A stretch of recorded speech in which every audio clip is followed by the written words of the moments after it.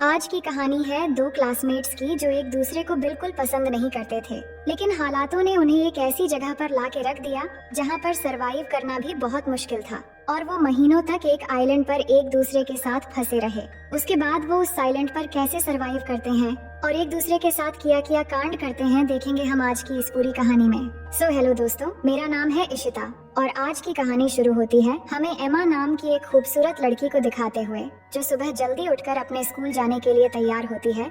एमा अपने स्कूल में एक बहुत ही अच्छी और फेमस स्टूडेंट है जिसके बहुत सारे फ्रेंड्स हैं। दूसरी तरफ हम डीन को देखते हैं जो एमा की तुलना में बहुत ही आलसी लड़का है और वो सुबह लेट करके उठता है और सीधे बाथरूम में जाकर ब्रश करने के बाद तुरंत आकर वीडियो गेम खेलने बैठ जाता है। तो उसके पिता जैक उसे कहते हैं कि तुम स्कूल के लिए लेट हो जाओगे। वहीं हम एमा और उसकी छोटी बहन स्टेसी को देखते हैं जिनको उनकी माँ बारबरा स्कूल छोड़ने आती है। उसके बाद एमा स्कूल में पहुंचकर अपने बेस्ट फ्रेंड लिजी से मिलती है और जब वो बातें कर रहे थे तभी स्टीफन नाम का एक स्टूडेंट आकर एमा को हाई कहता है और ये देखकर लिजी एमा को चिढ़ाने लगती है। अब उसी दिन क्लास में मिस्टर क्रिश्चियन सेन जो उनके टीचर हैं, वो बताते हैं कि बस अगली सुबह ठीक 7 बजे ट्रिनिडाड आइलैंड के ट्रिप के लिए निकलेगी और वो आगे बता ही रहे होते हैं कि एमा क्लास में लेट पहुंचती है और डीन भी पीछे से आकर एमा से टकरा जाता है और उसे सॉरी शहजादी कहता है। इसके बाद जब मिस्टर क्रिश्चियन सेन ट्रिप के बारे में और जानकारी दे रहे थे तभी लिजी एमा से कहती है कि डीन भी ट्रिप पर जा रहा है अपने पिता के पैसों की वजह से और फिर वो डीन को देखकर मुंह बनाती है। अब लंच के समय लिजी अपने दोस्तों को एमा और स्टीफन के बीच सुबह जो हुआ वो बताती है और कहती है कि ट्रिप में जाकर हमारे पास 1 हफ्ता होगा अपना जादू चलाकर एमा को स्टीफन के साथ एक्शन कराने के लिए। पर एमा कहती है कि हमें ये सब छोड़कर ट्रिप पर ध्यान देना चाहिए। अब सभी जब बातें कर रहे थे तभी एमा की नजर डीन पर पड़ती है जो चाकू से सेब काट रहा था। अब थोड़ी देर में मिस कोलियर जो एक टीचर है वो डीन के पास आकर उसे स्कूल में चाकू लेकर आने के लिए डांटती है और फिर उसे प्रिंसिपल के ऑफिस में ले जाती है। फिर लिजी अपने दोस्तों से कहती है कि एमा को डीन जैसे लड़कों के साथ नहीं रहना चाहिए जब स्कूल का एक हॉट लड़का एमा को पसंद करता है। अब अगले दिन सुबह एमा तैयार होती है ट्रिप के लिए और अपने माँ बारबरा और पिता फिल को थैंक यू कहती है उसे ट्रिप पर जाने देने के लिए। दूसरी तरफ डीन ट्रिप पर नहीं जाना चाहता तो उसके पिता जैक उसे कहते हैं कि उसके स्कूल के नियम को तोड़ने के बाद भी उन्होंने कितनी मेहनत की उसे ट्रिप पर जगह दिलाने के लिए, जिसके बाद वो जाने के लिए मान जाता है। अब आगे हम देखते हैं कि मिस्टर क्रिश्चियन सेन सबको बस में चढ़ने के लिए कहते हैं। अब बस में चढ़ते वक्त स्टीफन एमा से पूछता है कि कैसी हो एमा, जिससे लिजी एमा को फिर से चिढ़ाती है पर एमा उस पे ध्यान नहीं देती। अब कुछ समय के अंदर वो ट्रिनिडाड आइलैंड पहुंच जाते हैं और बस से उतरते समय मिस कोलियर सबसे कहती है कि सब कुछ देर पूल में एंजॉय कर सकते हैं पर डिनर से पहले सबको आ जाना है और अगले दिन से प्रोग्राम शुरू करेंगे। अब कुछ देर बाद एमा और उसके सभी दोस्त पूल में जाते हैं जहां एमा स्टीफन से मिलती है और सब एक साथ पूल में मस्ती करने लगते हैं, लेकिन डीन बिल्कुल अकेला बैल्कनी से ये सब देख रहा होता है। अब उसी शाम एमा की एक फ्रेंड लिजी और एमा को आकर बताती है कि स्टीफन ने उन्हें पार्टी पे बुलाया है जो यहाँ के एक लोकल बोट में हो रही है, लेकिन एमा ये सुन के मना कर देती है पर उसके दोस्त जिद करके उसे मना लेते हैं। उसके बाद वो पार्टी के लिए बोट पर चले आते हैं और वहाँ पहुँचने के बाद एमा हेलेन को पार्टी में ढूंढने लगती है पर तभी वो देखती है कि स्टीफन किसी और लड़की को किस कर रहा है और ये देख के एमा वहाँ से जाने लगती है और वहीं साइड से ये सब डीन भी देख रहा होता है। तभी वो एमा से कहता है कि तुम्हारा बॉयफ्रेंड तो मजा कर रहा है, तो वो डीन से कहती है कि तुम्हें इन सब से कोई मतलब नहीं होना चाहिए। अब अचानक वहाँ पुलिस आ जाती है क्योंकि पुलिस को पता चल गया था कि यहाँ स्टूडेंट पार्टी में ड्रग्स ले रहे हैं और सबको बोट के सामने की तरफ आने को कहते हैं। तभी अचानक पैर फिसलकर एमा पानी में गिर जाती है और उसे गिरते हुए डीन देख लेता है तो वो भी उसे बचाने के लिए पानी में कूद जाता है और फिर उसे बचाकर एक छोटी बोट में ले जाता है। अब उस बोट की रस्सी बड़े बोट से जुड़ी हुई थी तो डीन उस रस्सी को काट देता है और एमा के पूछने पर वो कहता है कि मुझे पुलिस के झंझट में नहीं पड़ना है, पुलिस के जाने के बाद हम बड़े बोट तक पहुंच जाएंगे। लेकिन थोड़ी ही समय के अंदर वो बोट उनसे काफी दूर चला जाता है और तभी वहाँ पर तूफान शुरू होने वाला होता है, लेकिन डीन देखता है कि इसमें तो मोटर ही नहीं है। तभी उनके सामने से अचानक एक बड़ी सी लहर आती है और दोनों कस के बोट को पकड़ लेते हैं। इसके बाद सुबह हो जाती है और दोनों लहरों की वजह से बोट के साथ अरेबियन सागर में पहुंच गए थे। डीन का फोन भीग चुका था तो वो एमा को उसका फोन देने को कहता है पर एमा के फोन में नेटवर्क नहीं आ रहा था। फिर एमा डीन से कहती है कि हमें पार्टी बोट का पीछा करना चाहिए था तो डीन कहता है कि चिंता मत करो, कोई ना कोई हमें लेने आ जाएगा। वो बात ही कर रहे थे तभी अचानक एमा को थोड़ी दूरी पर एक आइलैंड नजर आती है जिसके बाद डीन बोट को उस आइलैंड की तरफ ले जाने लगता है और बहुत मुश्किलों के बाद दोनों उस आइलैंड पर पहुंच जाते हैं। और वहां पहुंच के एमा फिर से फोन के नेटवर्क को देखती है, पर वहां भी कोई नेटवर्क नहीं मिलता। फिर डीन को उस बोट पे एक फ्लेयर गन मिलती है, तो वो उसे ले लेता है और फिर दोनों आगे बढ़ने लगते हैं इस उम्मीद में कि आगे जाने पर उन्हें कोई मदद मिल जाएगा। दूसरी तरफ होटल में पिछले रात की पार्टी की वजह से मिस्टर क्रिश्चियनसेन ट्रिप को कैंसिल कर देते हैं। तभी लिजी मिस कोलियर से कहती है कि एमा होटल वापस नहीं आई है और उसे लगा कि शायद एमा कल रात किसी और के साथ थी, इसलिए उसने किसी को नहीं बताया। और वो बताती है कि उसने एमा को आखिरी बार पार्टी बोर्ड पर देखा था। इसके बाद मिस्टर क्रिश्चियनसेन सबकी अटेंडेंस लेते हैं, तो उन्हें पता चलता है कि डीन भी यहाँ मौजूद नहीं है।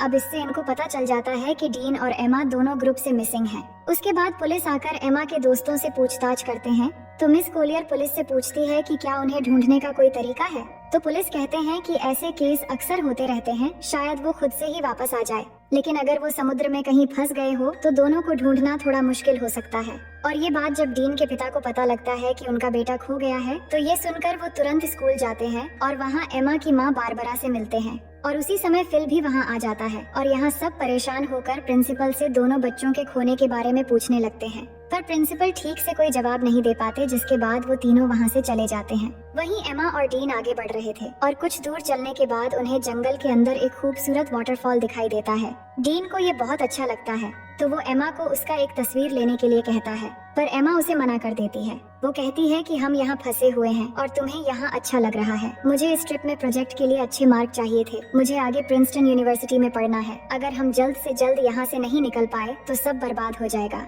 इसके बाद वो आगे बढ़ते हैं और कुछ घंटे बाद वो दोनों इस आइलैंड के बिल्कुल किनारे पे आ जाते हैं, पर अब तक यहाँ उन्हें ना कोई रास्ता मिला था और ना ही कोई मदद। ये देख के वो वापस बोट की तरफ जाने का सोचते हैं। उसके बाद वो दोनों वापस बोट की तरफ जाते हैं और जाकर देखते हैं कि किनारे में उनकी बोट नहीं है। समुद्र की लहर बोट को कहीं ले गया था और अब सिर्फ उन्हें वहाँ एक लाइफ जैकेट मिलता है। फिर आगे हम देखते हैं कि वो पूरा दिन चलते चलते थक चुके थे और सूरज भी डूब जाता है। इसके बाद डीन आग जलाता है और दोनों यहीं पर आज रात रुकने का फैसला करते हैं। डीन देखता है कि एमा को ठंड लग रही है, तो वो एमा को अपनी शर्ट उतार कर दे देता है। फिर दोनों बातें करने लगते हैं कि कल तक शायद हमारे पेरेंट्स हमें ढूंढ कर निकाल लेंगे।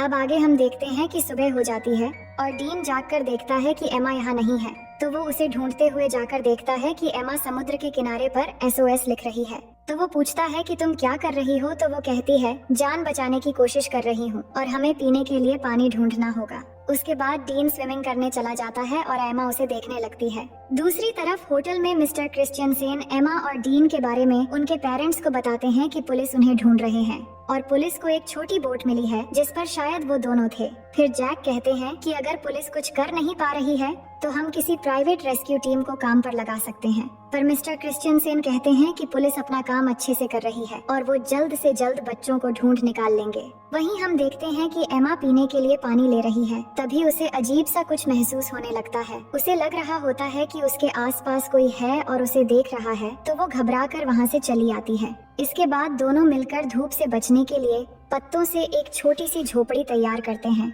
और थोड़ी देर बाद एमा समुद्र के किनारे बड़ा करके SOS लिखती है ताकि रेस्क्यू टीम अगर यहाँ से गुजरे तो वो उन्हें मिल जाए। फिर दोनों को जो भी इस आइलैंड पे खाने लायक मिलता है वो ढूंढ के खाने लगते हैं और डीन को केले का एक पेड़ मिलता है, तो वो तोड़ के दोनों पेट भर के खाते हैं। अब इस आइलैंड में गर्मी बहुत होती है और एमा फुल पैंट नहीं पहन सकती और वो पैंटी पहनकर भी नहीं रह सकती, तो वो अपनी फुल पैंट को काट के शॉर्ट कर लेती है। इसके बाद एमा देखती है कि डीन उस झोपड़ी में आकर सो रहा है, तो वो भी उसके पास आकर सो जाती है। तभी अचानक डीन एमा की तरफ मुड़ता है और उस पर हाथ रख देता है, पर एमा को ये अच्छा लगता है और वो कुछ नहीं कहती।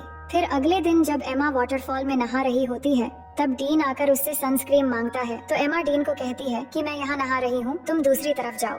तो डीन कहता है कि तुम ही ने तो मुझे यहाँ पहरेदारी करने के लिए कहा है। ये सुन के एमा कहती है कि इस आइलैंड में कोई और भी है, इसलिए मैंने कहा था। उधर होटल में बारबरा एमा को लेकर बहुत परेशान थी और न्यूज में ये बताया जा रहा था कि एमा और डीन के गायब होने की केस अब ऑफिशियल हो गई है और अब पुलिस को लगता है कि वो दोनों मर चुके हैं और अब वो उनकी लाश ढूंढ रहे हैं। और फिल तैयार हो रहा था घर जाने के लिए, क्योंकि एमा की छोटी बहन स्टेसी घर में अकेली है, पर बारबरा अभी भी घबराई हुई है। तो फिल बारबरा से कहता है कि एमा मिल जाएगी और ये कह के वो उसे गले लगा लेता है। जिसके बाद अगले दिन जैक बारबरा के साथ हेलीकॉप्टर लेकर एमा और डीन को ढूंढने निकल पड़ता है और वही आइलैंड में थोड़ी देर के बाद रात होने वाली है और एमा डीन को बता रही होती है कि वो अपने परिवार को बहुत याद कर रही है। तभी डीन को वहाँ पर किसी इंसान की खोपड़ी मिलती है, तो एमा उसे देखकर बहुत डर जाती है और कहती है कि ये भी हमारी तरह शायद यहाँ फंस गया होगा और इसकी ये हालत हो गई और अब हमारी हालत भी शायद इसी के जैसा हो जाएगा। पर डीन उसे कहता है कि ये शायद कोई मछुआरा या फिर कोई स्मगलर होगा जो यहाँ आकर मर गया था,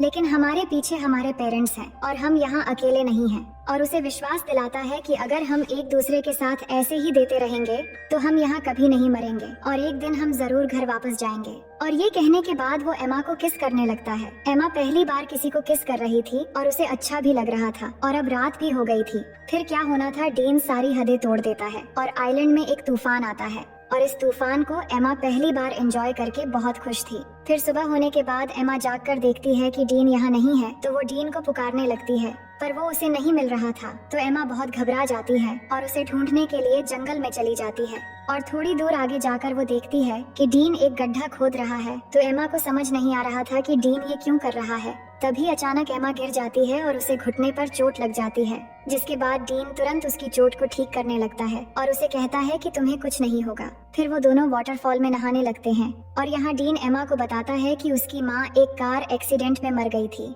और एमा उसकी बातों को अच्छे से सुनने लगती है। फिर थोड़ी देर बाद वहाँ बारिश होने लगती है और डीन उसमें मस्ती करने लगता है और एमा उसे देखकर खुश हो रही होती है, जिसके बाद दोनों बारिश में डांस करने लगते हैं और डीन एमा के बालों में एक फूल लगा देता है। अब एमा डीन से कहती है कि मुझे फिर से तूफान के मजे लेने हैं। फिर डीन एक बार फिर से तूफान लाने की तैयारी शुरू कर देता है।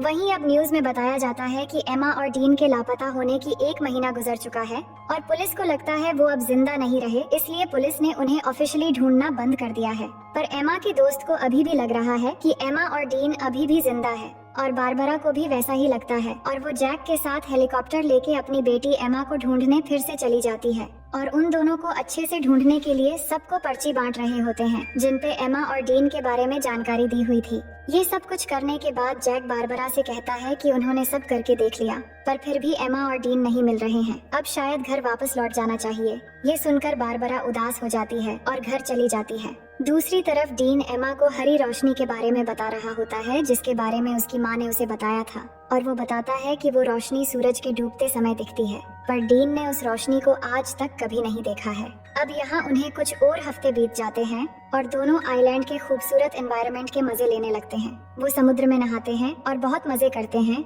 और ऐसे ही वो एक दूसरे के बहुत करीब आ जाते हैं और जब भी उनका मन करता है तो वो तूफान और भूकंप के मजे लेते रहते थे। अब ये सब कुछ होने के बाद एमा डीन से पूछती है कि तुमने पहली बार कैसे किया था और वो कौन थी।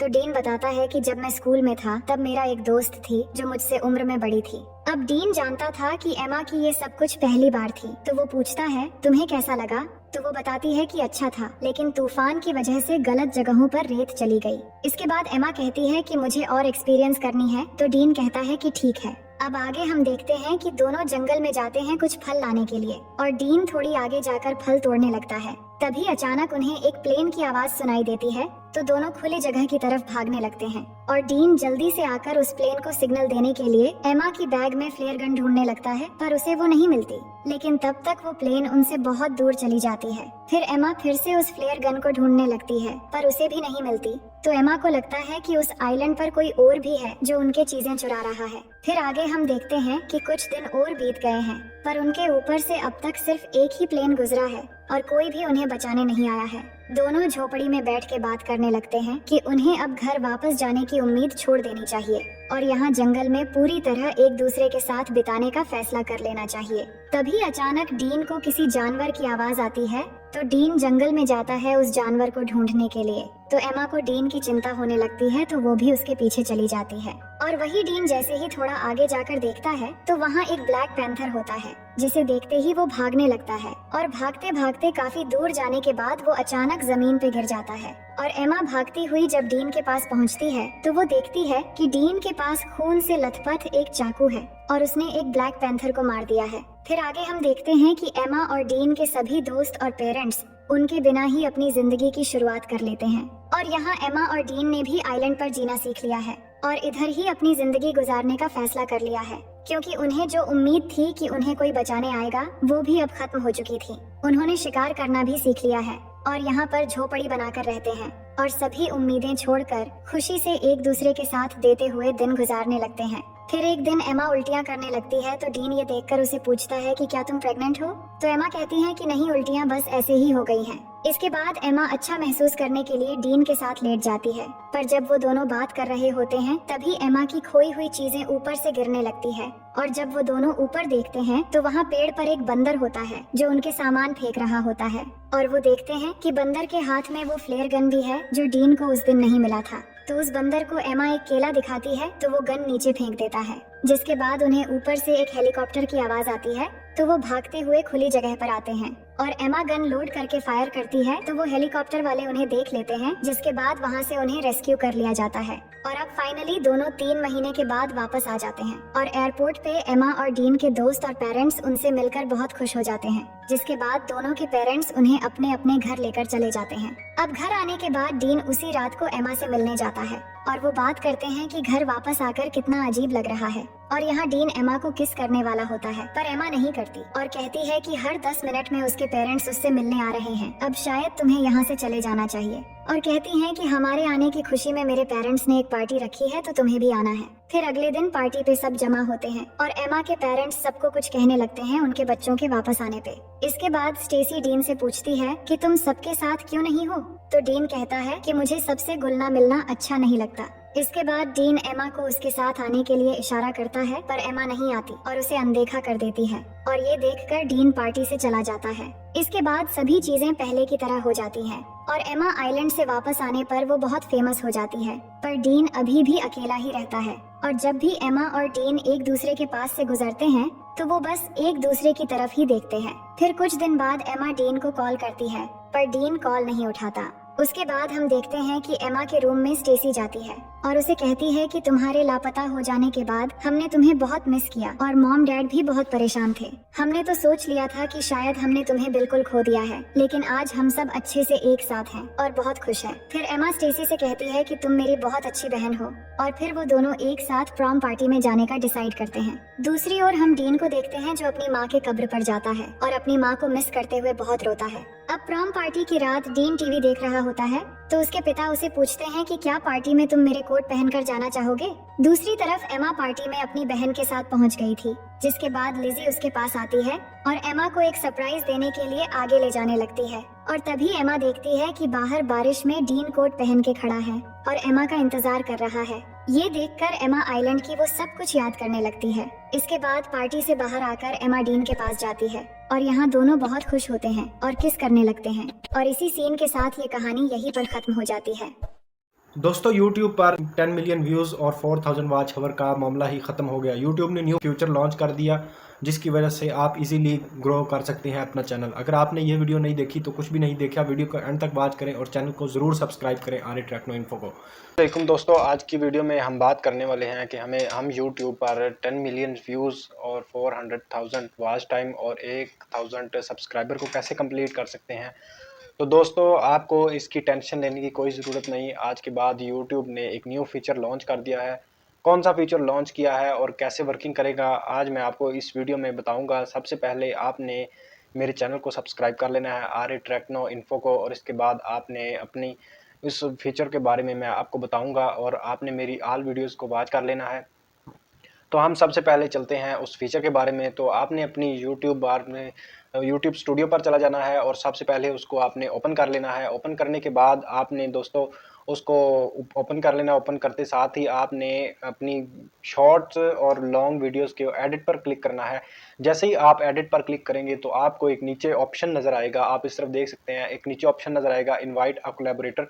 जैसे ही आप इनवाइट अ कोलैबोरेटर को क्लिक करेंगे तो उस पर आपको एक 3 ऑप्शन इनवाइट का एक ऑप्शन नज़र आएगा। तो आपने सर्च बार में जिस वायरल यूट्यूबर को अपने साथ कोलैबोरेट करना चाहते हैं उसका आपने लिंक को, उसके चैनल के नाम को, हैंडल को आपने उधर से सर्च कर लेना है। सर्च करते साथ ही वो आपको सामने उसका जो है चैनल का नेम शो हो जाएगा और आपने उसको इनवाइट करके और उस पर एक लिंक क्लिक कर लेना है। लिंक क्लिक करते साथ ही आपका जो इनवाइट करते हैं तो सबसे पहले हम सर्च करते हैं रजब भट्ट को। तो जैसे ही हम रजब भट्ट को सर्च करते हैं तो हमारे सामने आप देख सकते हैं कि रजब भट्ट के काफ़ी सारे चैनल्स आते हैं, जिनमें रजब भट्ट का असली चैनल जो है बहुत मुश्किल से ढूंढा है। तो आपने रजब भट्ट के क्लियरली स्पेलिंग लिखने हैं ताकि वो रजब भट्ट का जो है वो चैनल सामने आए। और इसके बाद आपने उस पर लिंक क्रिएट करने के लिए आपने सबसे पहले उसका नाम लिखना है। नाम सर्च करने के बाद आपने सबसे पहले उसको लिंक सेंड करना है। लिंक सेंड करने क्रिएट लिंक करना है। जब आपका लिंक क्रिएट हो जाएगा तो आप उसको उस लिंक को क्रिएट लिंक और व्यू, तो आपने उस लिंक को कोलैबोरेट करके उनको सेंड करना है। तो अगर वो यूट्यूबर आपका लिंक जो है वो एक्सेप्ट कर लेता है तो उनकी जो ऑडियंस होगी वो आपके यूट्यूब चैनल पर आएगी। तो इसके बाद हम नेक्स्ट जो बड़े बड़े चैनल हैं जिस तरह काशिफ मजीद है, टेक के चैनल सर्च कर लेते हैं, क्योंकि मैं टेक का हूँ तो मैं टेक का सर्च करूँगा। आपका जो भी निच है, फॉर एग्जांपल अगर आप कुकिंग करते हैं तो आप कुकिंग से रिलेटेड करें, अगर आप व्लॉग बनाते हैं तो व्लॉग के रिलेटेड आप लिंक जो है ढूंढें। अगर आप टेक के रिलेटेड है आप साइरेंट को सर्च कर सकते हैं, आप काशिफ मजीद को जो है सर्च कर सकते हैं। आप इंडिया के काफ़ी सारे यूट्यूबर हैं जो इस वक्त काफ़ी जो है हाई फेम पर काम कर रहे हैं, तो आप उनको लिंक भेज सकते हैं। अगर किसी भी यूट्यूबर ने आपका लिंक जो है वो एक्सेप्ट कर लिया तो आपकी जितनी भी वीडियोस हैं वो उनके यूट्यूब पर ऑडियंस तक पहुंचेगी, जिसकी वजह से आपका जो है वो वॉच टाइम और आपके जो है वो यूट्यूब के सब्सक्राइबर और वॉच टाइम वो कंप्लीट होंगे। कंप्लीट होते साथ ही आपकी जो है चैनल मोनेटाइज हो जाएगा और आपकी अर्निंग स्टार्ट हो जाएगी। तो सबसे पहले आपने क्या करना है, आपने काशिफ मजीद को सर्च कर लेना है। जैसे ही आप काशिफ मजीद को सर्च करेंगे तो आपके सामने एक लिस्ट आ जाएगी। तो आपने रियल नेम काशिफ मजीद का चैनल को सर्च करके और उसको क्रिएट लिंक पर क्लिक करके उनको लिंक सेंड कर देना है। तो अगर वो यूट्यूबर आपका लिंक एक्सेप्ट नहीं करता तो इसका क्या हल है, आपने सबसे पहले उसको जो है नंबर होगा कोई ना कोई उनका लिंक का जिस पर वो कोर्सेज़ वगैरह कराते हैं वो यूट्यूबर, तो आपने उनसे पहले जो है बात कर लेनी है, डिस्कशन कर लेनी है। जिससे क्या होगा, जिससे वो अगर आपकी बात मान जाते हैं कोलैबोरेट करने में, ज़ाहिर सी बात है कोई भी चीज़ फ्री नहीं मिलती, तो आपको सबसे पहले उनको मनाना होगा किसी तरीके से। तो आपने उनको मनाना है कि हमारे क्रिएट लिंक पर आप कोलैबोरेट करें। जैसे ही आप कोलैबोरेट अगर वो एक्सेप्ट मान जाते हैं, एक्सेप्ट कर लेते हैं, तो उनकी जितनी भी ऑडियंस होगी वो आपके यूट्यूब पर चैनल पर भी आएगी। और यूट्यूब चैनल पर जब वो ऑडियंस आएगी तो इससे क्या होगा, इससे आपको भी जो है आपका भी चैनल ग्रो होगा और आपकी भी अर्निंग स्टार्ट हो जाएगी। तो आपने जब ये क्रिएट लिंक पर क्लिक करना है, इनवाइट कोलैबोरेट पर क्लिक करना है, तो ज़रूर उस यूट्यूबर को बताएं कि मैं इस लिंक को क्रिएट कर रहा हूं और आपकी तरफ भेज रहा हूं और आपने इनवाइट एक्सेप्ट करनी है। अगर वो इनवाइट एक्सेप्ट नहीं करता तो आपको भेजने का कोई फ़ायदा नहीं होगा, मैं सीधी सी आपको बात बता रहा हूं। तो अगर आपने सबसे पहले उनसे डिस्कशन करके अगर आप उसके इनवाइट के लिंक पर आप क्लिक करके और अगर वो आपकी इनवाइट एक्सेप्ट कर लेते हैं तो उनकी जो ऑडियंस होगी वो आपके चैनल पर आएगी और ऑडियंस आने की वजह से आपका जो चैनल है वो ग्रो कर जाएगा और ग्रो करने से आपके चैनल पर अर्निंग स्टार्ट हो जाएगी। तो अगर आपको ये वीडियो अच्छी लगे तो आपने चैनल को सब्सक्राइब कर लेना है और वीडियो को लाइक कर लेना है। तो जैसे ही आप वीडियो को लाइक और सब्सक्राइब करेंगे तो मैं भी आपको फॉलो सब्सक्राइब बैक करूंगा। तो जो बंदा मुझे सब्सक्राइब करेगा मैं उसको सब्सक्राइब बैक करूंगा और जो मेरी वीडियोस को फुल वॉच करेगा मैं भी उसकी वीडियोस को वॉच करूंगा। और तब तक के लिए चलते हैं, अल्लाह हाफिज़, अस्सलाम। लिंक है वो उसको चला जाएगा। तो इसके बाद आप अपनी यूट्यूब की जो वीडियो है, जो भी आपने न्यू वीडियो बनाई है और जो आप लोगों को तक पहुंचाना चाहते हैं, अपनी वीडियोस को वायरल करना चाहते हैं, अपने चैनल को मोनेटाइज करना चाहते हैं और आप उससे अर्निंग करना चाहते हैं, तो आपने उस वीडियो को उस यूट्यूब के जो आपने सर्च किया है इनवाइट अ कोलैबोरेटर वाला ऑप्शन, उसको क्लिक करके आपने उस यूट्यूबर को अपनी वीडियोस का लिंक सेंड कर देना है। दोस्तों इससे क्या होगा, इससे ये होगा कि आपकी जितनी भी वो वीडियोस हैं उस चैनल पर वो उसके साथ कोलैबोरेट हो जाएंगी उस चैनल के साथ और आपका जो लिंक है उस चैनल को चला जाएगा। अगर वो एक्सेप्ट कर लेता है, अगर वो आपकी वीडियोस को एक्सेप्ट कर लेता है लिंक को, तो आपकी वीडियोस पर जो उसकी ऑडियंस है वो आपकी वीडियोस देखेगी और उसकी वजह से आपका भी चैनल वायरल हो जाएगा और आपका भी जो है तो वीडियोस जो है वायरल हो जाएंगी और इससे आपको बहुत अच्छी अर्निंग होगी और आपका चैनल मोनेटाइज हो जाएगा और आप एक अच्छी अर्निंग कर पाएंगे। तो आप वीडियोस को देख रहे हैं, सबसे पहले आपने इस चैनल को सब्सक्राइब कर लेना है। सब्सक्राइब करते साथ ही अपनी वीडियोस जितनी भी हैं उनको वॉच कर लेना है। वॉच करने के बाद आपने इस चैनल पर जितनी भी जो वीडियोस हैं उनको वॉच करके तो उस चैनल को सब्सक्राइब कर लेना है और बहुत सारी वीडियोस जितनी भी हैं वो आपने इस चैनल पर अपने कमेंट का इजहार करना है। अगर आपको मेरी वीडियो अच्छी लगे तो चैनल को सब्सक्राइब करें और वीडियो को लाइक करें। तब तक के लिए चलते हैं, अल्लाह हाफिज़। अस्सलामुअलैकुम दोस्तों, आज की वीडियो में हम बात करने वाले हैं कि हम YouTube पे अपना चैनल को कैसे मोनेटाइज कर सकते हैं। सबसे पहले आपकी वॉच टाइम 4000 घंटे और 1000 सब्सक्राइबर और 10 मिलियन व्यूज़ की टेंशन ही ख़त्म हो गई। YouTube ने एक नया फ़ीचर लॉन्च कर दिया गया है। कौन सा फ़ीचर लॉन्च कर दिया गया है, मैं आपको अपने YT स्टूडियो में ले जाता हूं और आपको दिखाता हूं कि आप कैसे अपने चैनल को ग्रो कर सकते हैं। तो दोस्तों, आप ये देख सकते हैं, मेरा चैनल है RA ट्रैक इन्फो, इसको सब्सक्राइब कर लें। और नेक्स्ट पर हम आ जाते हैं जी। आपकी जब आप वीडियो पर आ जाते हैं, ये जी मेरी वीडियो है, इसको हम एडिट पे क्लिक करते हैं। जैसे ही हम एडिट पर क्लिक करते हैं तो क्लिक करते साथ ही हमें एक ये ऑप्शन मिल रहा है, इनवाइट आ कोलैबोरेटर। इसको जैसे ही हम क्लिक करते हैं, ये आपके सामने सर्च बार आ जाती है। सबसे पहले लिखा हुआ है you are in control, you can make change to the video, expanded reach और फुल ओनरशिप। ठीक है जी, इस पर आप क्लिक करके तो आप देख सकते हैं। अब यहाँ पर आप किसी